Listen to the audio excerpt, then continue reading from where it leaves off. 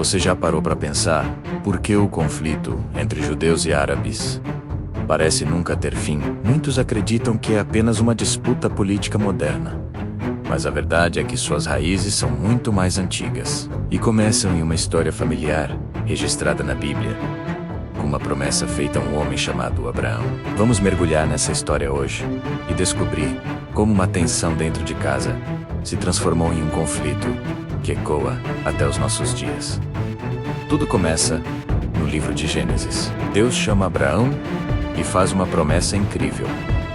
Dele nasceria uma grande nação, mas havia um grande obstáculo. Sara, sua esposa, era estéril. Imagina a angústia desse casal. Anos se passavam, eles envelheciam, e a promessa de Deus parecia cada vez mais distante. A dúvida e a ansiedade começaram a tomar conta. Foi então que Sara, em um ato de desespero humano, teve uma ideia que mudaria o curso da história. Ela disse a Abraão: "Tome minha serva, Agar, e tenha um filho com ela. Talvez assim eu possa construir uma família por meio dela." Naquela cultura, isso era uma prática comum. Mas as boas intenções nem sempre produzem bons resultados. Abraão concordou. Dessa união, nasceu Ismael, o que parecia ser a solução para a falta de um herdeiro. Na verdade, se tornou a semente de um conflito profundo.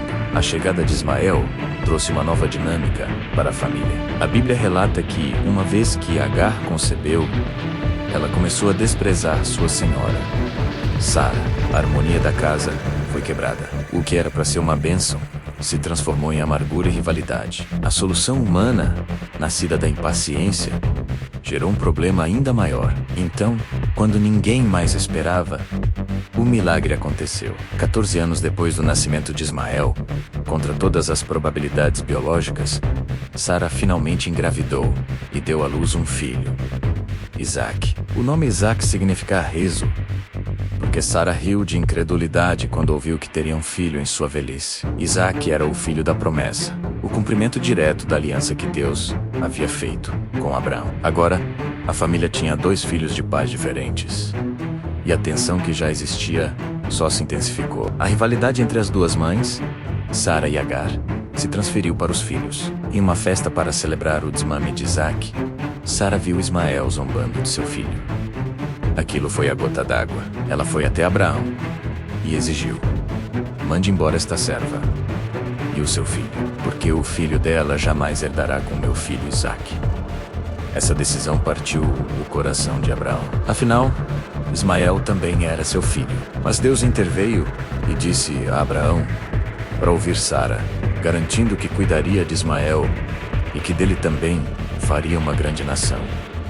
E assim, Agar e Ismael foram enviados para o deserto. Foi um momento de profunda dor e separação. Mas a história deles não termina aí. No deserto, quando a água acabou e a morte parecia certa, Deus ouviu o choro do menino. Um anjo apareceu para Agar Mastroli, uma fonte de água, e reafirmou a promessa: "Eu farei dele uma grande nação." Ismael sobreviveu, cresceu no deserto, tornou-se um arqueiro habilidoso e se casou com uma mulher egípcia.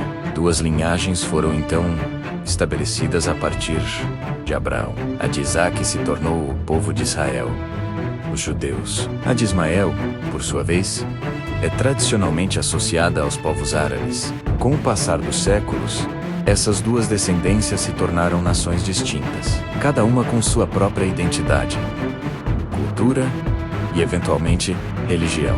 O judaísmo, claro, se desenvolveu a partir da linhagem de Isaac, Jacó e as 12 tribos de Israel. Milênios depois, o islamismo surge. E o Corão reconhece tanto Abraão quanto Ismael como profetas importantes, considerando Ismael um ancestral-chave do povo árabe. A rivalidade que começou na tenda de Abraão ganhou proporções globais. As disputas por herança espiritual e territorial se tornaram o pano de fundo para conflitos que vemos até hoje, especialmente na Terra Santa, uma região sagrada para ambas as fés. Muitas vezes, paramos a história por aqui, focando apenas na divisão, mas a Bíblia nos dá um detalhe poderoso que muitos esquecem. Em Gênesis capítulo 25, lemos que, após a morte de Abraão, algo inesperado aconteceu. Seus filhos, Isaac e Ismael, se reencontraram para sepultar seu pai juntos. Pense no simbolismo disso. Apesar de toda a dor, da separação e da rivalidade, naquele momento de luto, eles se uniram como irmãos para honrar o pai que tinham em comum. Esse pequeno versículo é um vislumbre de reconciliação, mostrando que, por baixo de toda a hostilidade, ainda existia um laço familiar. Essa narrativa bíblica nos mostra algo profundo. O conflito não nasceu da vontade de Deus. Deus fez promessas para ambos os filhos de Abraão. A tensão e a divisão surgiram das escolhas humanas, da impaciência de Sara e Abraão, do medo do futuro, da inveja e da disputa por status e herança. A história de Isaac e Ismael não é, em sua essência, sobre guerra. É sobre a fidelidade de Deus, mesmo em meio às nossas falhas. Deus cumpriu sua palavra para com Isaac, mas não abandonou Ismael. Ele demonstrou graça e provisão para ambos. Então, qual é a lição para nós hoje? A Bíblia não termina na divisão. A mensagem central do Evangelho aponta para a reconciliação. Em Cristo, não há judeu nem gentil, escravo nem livre. O plano de Deus, desde o início, era abençoar todas as nações da terra por meio da descendência de Abraão. O conflito pode ter raízes antigas, mas a esperança de paz também tem. Essa história nos convida a refletir.